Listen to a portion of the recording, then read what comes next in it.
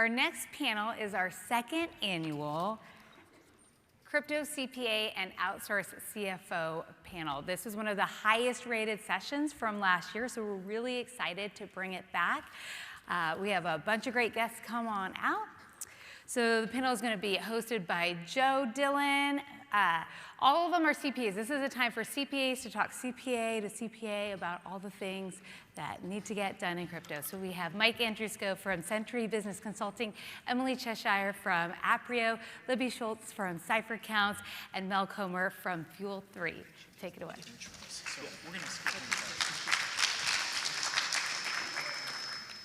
Thank you, Amy. Thank you. My name is Joe Dillon. I'm our Director of Customer and Partner Success here. So, like Amy said, I am a CPA, so I love accountants. And I have the joy, and I do mean joy, of working with a lot of these folks here. You know, from my perspective, this is where the rubber meets the road. These folks are doing digital asset accounting day in and day out, and they are such a wealth of info. So I am excited to get into it because this is a complicated space, right? So, Mel, I'm going to start with you right away. Okay. From a client service perspective, how do you get your clients to understand the complexity of digital asset accounting? Like, you know, when they come to you and they say, well, how hard could it be? I have other accountants. It doesn't seem that complicated. How do you approach that? Well, after we take our hands off their necks. Yeah. No, seriously. You know, we struggle with that a little bit, and I think originally we were blaming the clients that they didn't understand, but then we realized we needed to help them understand how hard it is. And it really starts with a couple of different things. One is the original assessment of how accounting knowledgeable your client is. Because if they don't really understand accounting, you know you've got to really, really dig deeper, okay? So that's number one. Number two is how complicated is their business? Do they have a complex organizational structure?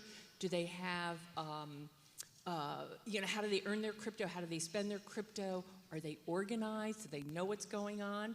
And the third, I think, in terms of understanding, is to really understand your client. Like, who is your client? Who's not only your day-to-day liaison, but really understand them.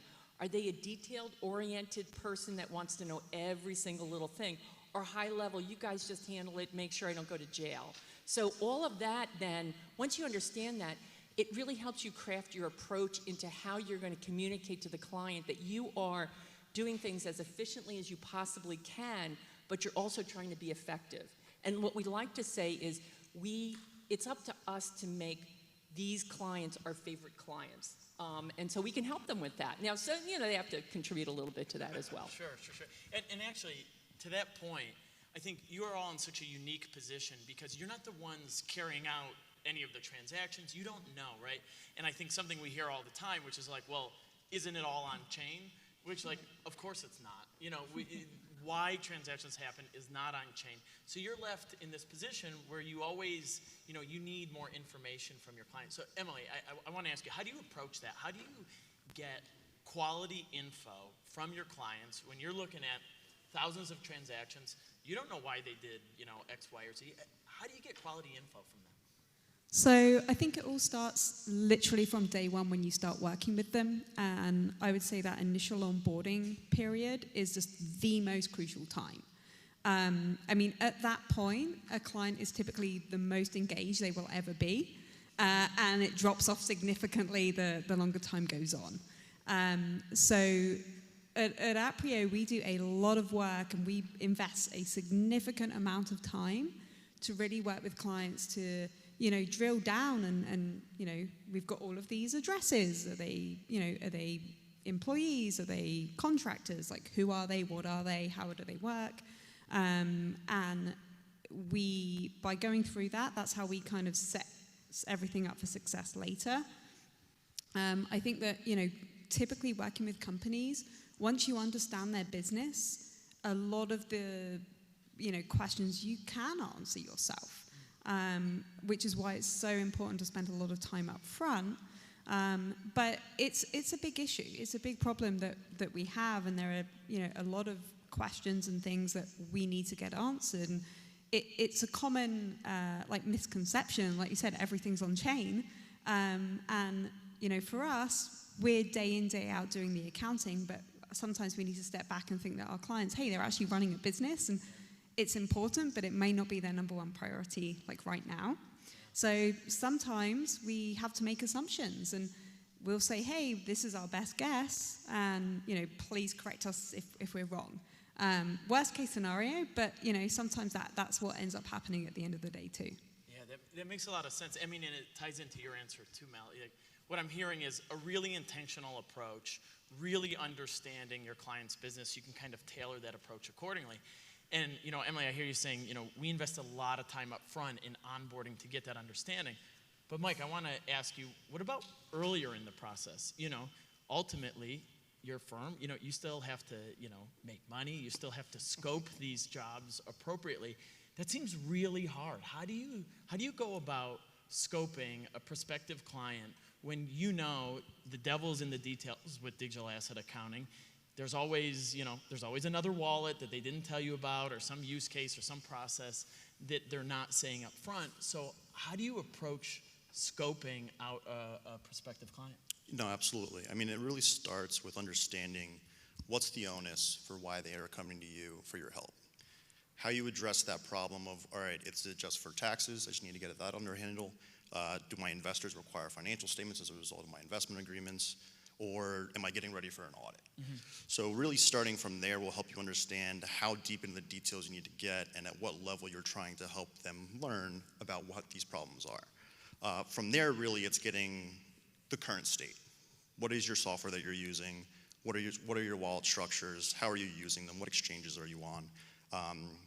And then really after that, it's kind of caveating, unfortunately, and saying, this estimate or this scope of services is based on our current conversations to date. If the volume is drastically different from what we're seeing here now, or 16 other wallets show up because a dev was playing with something or what have you, you kind of have to have that caveat in there. So we typically have our ranges in there, 60 to 90 days. These rates may change, but again, it's having that open communication with them as well. But it's really kind of urging them to have that proper wallet listing so that they can understand on their side. One of the first things we do once we kind of go through that process is, has your wallet structure changed? Were there new wallets? Did you stop transacting in some of these wallets?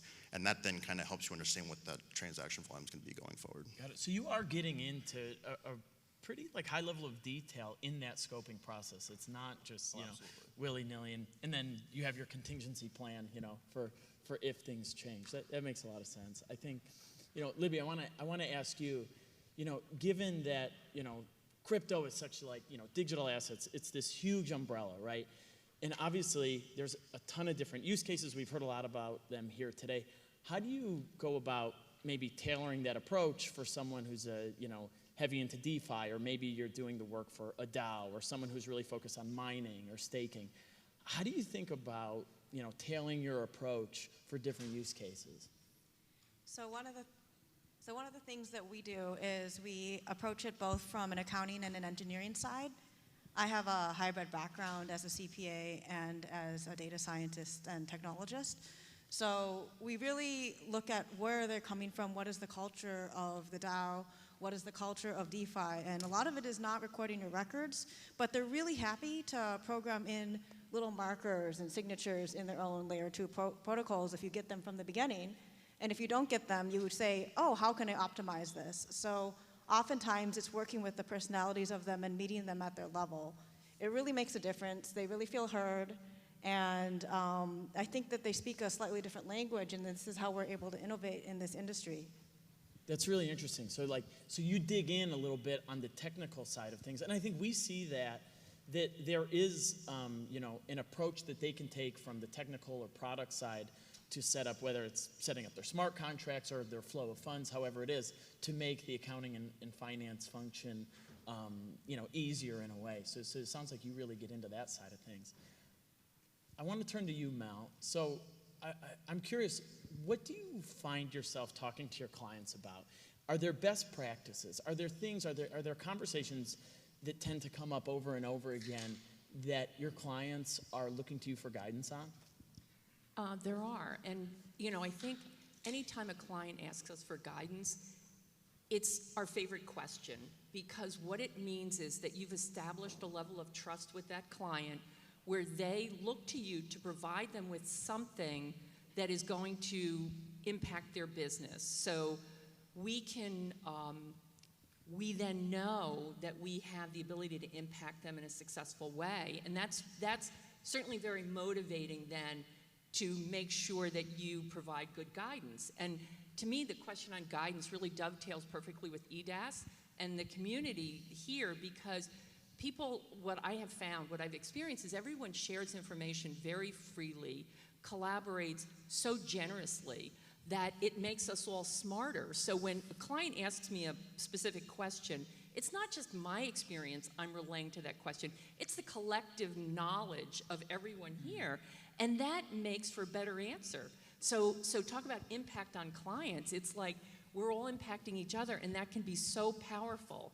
And then you really deliver something extraordinary for the client. Now, and some of it gets down to, is this strategic guidance they're looking for or very tactical guidance they're looking for? And, then we go through the drill of the wallet hygiene and, like, let's set up rules and let's have a process and things like that, which is absolutely essential.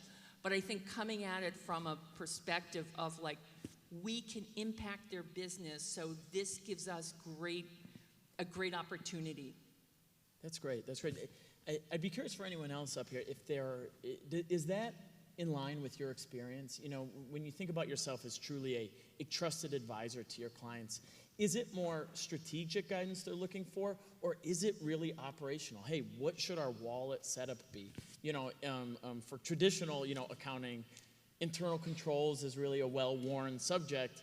In crypto, it's a subject. I don't know if it's well-worn. Do you find yourself giving guidance on that? And this is really for anybody here. Yeah, I was going to say it's definitely one of the most kind of common topics that comes up. And we find that we're communicating a lot with our clients on how to best position themselves, because a lot of them are pre-revenue, right? They're still in the development and building stage, so they're constantly looking to kind of attract that next round of investment. So, a lot of the clients come from like a digital background, they're developers, they're not accountants. So there's a lot of questions around how do they position themselves to make themselves attractive to investors, and a lot of that goes around to, like what Mel was talking about, like wallet hygiene and how to have, good internal controls. So there is a lot of that, but we also see a lot of the kind of technical questions. So, there was things about kind of, wrap tokens and things like that. And, I have an email yesterday that was saying, we want to do X, Y, and Z. How does this impact us? And, it's always a joint approach. So we're there to advise them on sort of the CFO and the accounting side, but there's a tax component too. So they need a whole team behind them to make sure everyone's in collaboration. And that also might mean a legal team at times too. So we get a lot of questions in a lot of ways, and I think that's why this industry is really unique as well, just because, as Mel mentioned, it's such a collaborative approach. Yeah, that's a great point. Mike, I want to turn back to you, thinking best practices, but maybe not for your clients. What about internally? So if you're in client service, have you found particular processes or workflows? Like to Emily's point, you're coordinating maybe different teams within your firm, different skill sets, different expertise. Are there best practices that you found that work really well for you? Yeah, absolutely, and Emily hit it right on the head. I mean, the C in Century is for collaborative, right? So we're doing that not only with our clients, but internally as well. But it's also being that, as you said before, that trusted advisor to your client, right? Yes, they're going to come to us with more transactional questions, but it's having that more broader conversation of, how are things going? What are your other pain points? What else can we take off your plate so you can continue to focus on the things that are more business forward as opposed to, the accounting side of things. But it's also having those conversations to understand, what are they planning to do in the future? We've had conversations with clients before where, hey, we're planning on doing this later. Here's what our contract we're thinking will look like. Take a look at it for us so we can understand how is that going to look from an accounting standpoint. And then we work with them saying, okay, well, based on this, your revenue is going to be more deferred. And they're saying, oh, well, we want to make it more upfront. How do we restructure this and kind of go down that route? So it's definitely having that more collaborative conversation internally and externally to kind of get everyone to where they want to go. Yeah, and that ties right back to the early, that intentional approach and really taking a holistic view of your client, of not where they are today, where do they want to be, all that. But that's hard to do, right? And so I want to ask, Emily, I'll start with you, but I want anyone else to chime in. Well, actually, I'll just ask all of you. Is it easy to find folks, when you think about building your team, and is it easy to find folks that have crypto and accounting experience? So you laugh, that tells me no. And I think a lot of people have probably felt that pain here, right? That Venn diagram of crypto and accounting, folks that genuinely live in the middle of that Venn diagram are hard to find. So Emily, I'll start with you, but please anybody chime in. How do you think about building your team then? Are you taking traditional accountants and then teaching them crypto? If so, what skills, what type of experience are you looking for that would make maybe a traditional accountant a good prospect for digital asset accounting? Sure. So I'll start off with crypto accountants are like mythical unicorns. Yeah. Like having anyone come across like that is just like gold dust, and it's incredibly rare. Everybody is probably in this room. However, we're in an area where the industry is growing massively, and we're having to find people that haven't necessarily got crypto accounting experience, and that's just the position we're in. And right now, getting any accounting, the accounting industry on the recruitment side is hard enough. And what we're doing is, taking approach of, you can train for skills. So it's really about hiring for personality. So, for us, it's about, finding people that are enthusiastic and are really interested in the space, and maybe they do it personally. That's a great start. But I will say not everyone on my team had. But they were really interested in the space. They could see where it was going, and they wanted to jump in. To be honest, it probably takes 6 to 12 months to get someone remotely up to speed in the industry. And it's not just from the accounting part of it. It's because they're speaking to clients, and it's a completely different language. And you've got to speak their language. So it's a huge learning curve. So when we're looking at it from a capacity and resource management point of view, it's really about embedding that 6 to 12 month lead time in terms of getting people up to speed. And it requires a huge amount of investment up front on training as well. Yeah, is that in line with your experience, that 6 to 12 month time frame to get folks up to speed? It is. I think, the unicorn comment, so well put, is, one of the things we focus on, certainly culture and fit is important, okay? Accounting skills next. Curiosity and loving to problem solve. When someone lights up and at the idea of having to find something by deep diving into SoulScan, then SoulScan. That's your right, exactly. Then that's your version of a unicorn, and you build the skills later on. But it's really that sense of exploration, curiosity, and problem solving. I don't know if your staff is watching this, but it sounds like they're all about to ask for a raise after this convo, so sorry about that. Libby, I want to go to you. Given kind of the broad scope of the entire industry, how do you stay up to date, whether it's yourself or whether it's for your staff? How do you stay up to date, changing regulation? We all know we're about to have this huge wave of changing regulation, but even just in the crypto space, it moves so fast. What is your information diet? How do you stay on top of it? And then how do you make sure your staff or other people on your team have that info too? Okay, so first of all, there's always the game of follow the money, which is what we all understand. And you find a lot of questions get answered by following where the incentives are. So the more you can understand macroeconomic structure, kind of like what the incentives are behind the people who are both participating in the industry, the people who don't like the industry, you start with kind of having I like to set up some general first principles there. But then in addition to that, it's also about your connections in your network and learning as much as possible. So if you are looking at a problem, and my staff is also very much like this, and as there's many people in the industry, is we always say do your own research, because whatever we say to someone is the truth for that moment. It is not the truth. Even 1 second later, there could be an announcement, like Coinbase suing the SEC. So, the winds change pretty quickly, but at the same time, you also are looking kind of at the macro scale, like where do I see it 3 to 5 years from now? And so sometimes you're making educated gambles with your clients and saying, hey, this is where the regulation is today. this is where I think it's going to go. One example could be like the wash trade rule, which we just, some lawyers like to say, hey, let's just pretend it exists because they've decided they're going to be retroactive with their laws. So, the SEC has hinted at such things. And so the idea is to just plan, and you're building a fortress as well as you can, but you don't have time to build everything in every little detail. So you kind of develop a general strategy, and then you also make sure you alert each other. And actually, people in the industry are pretty good. We alert our team, but then our team gets that information from other people and shares it. It's a hugely collaborative thing. I'm friends with a lot of accountants and accounting firms and lawyers and DGens and founders in the industry for exactly, not for this reason, but it's just something that we're always all thinking about because we're all putting ourselves a little bit on the line here just by participating. And the longer you're in the industry, kind of like the more you see. And just understanding how crypto has been treated and like knowing that you can go see a website where Bitcoin's died a bazillion times, but it's actually still going. Those kinds of things, just kind of bring heart when you have like a bleak moment and be like, okay, breathe for a moment. There may be saber rattling, around fear and stuff. Maybe it's time to buy. So, yeah. Yeah, no, that makes a lot of sense.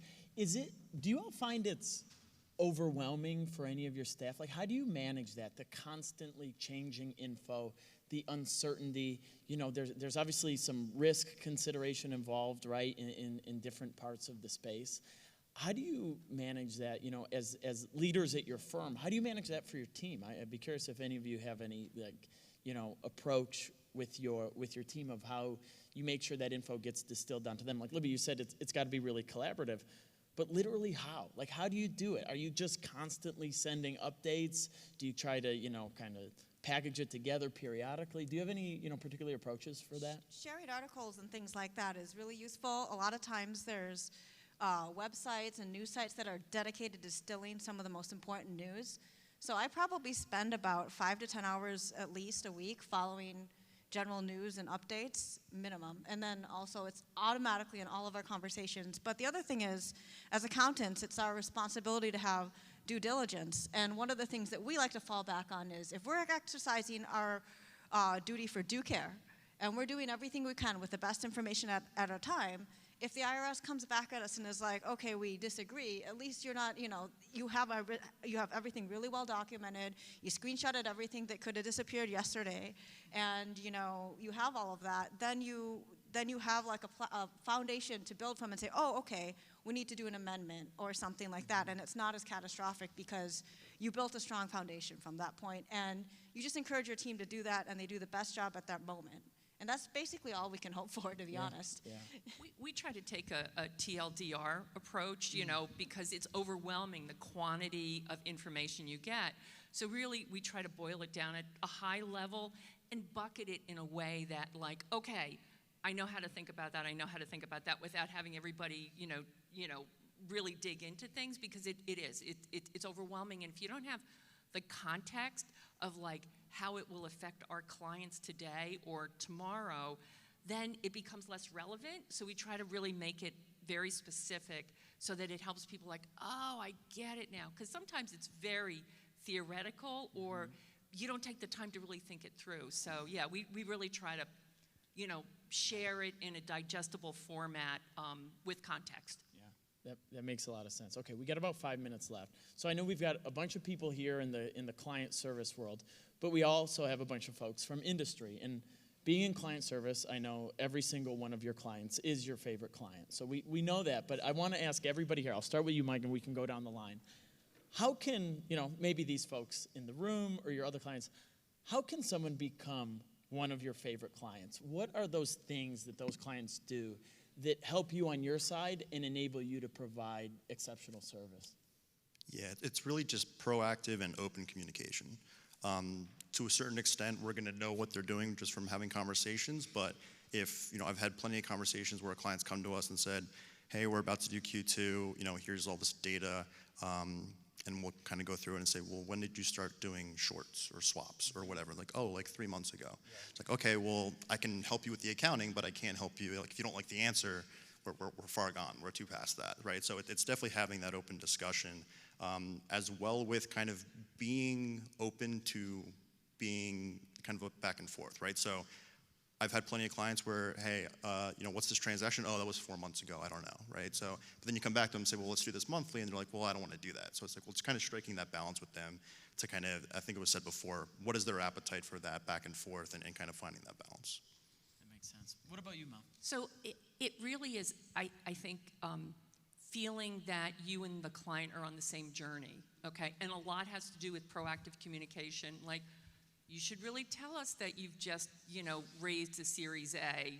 We were wondering where all that money came from. That would have been helpful to know.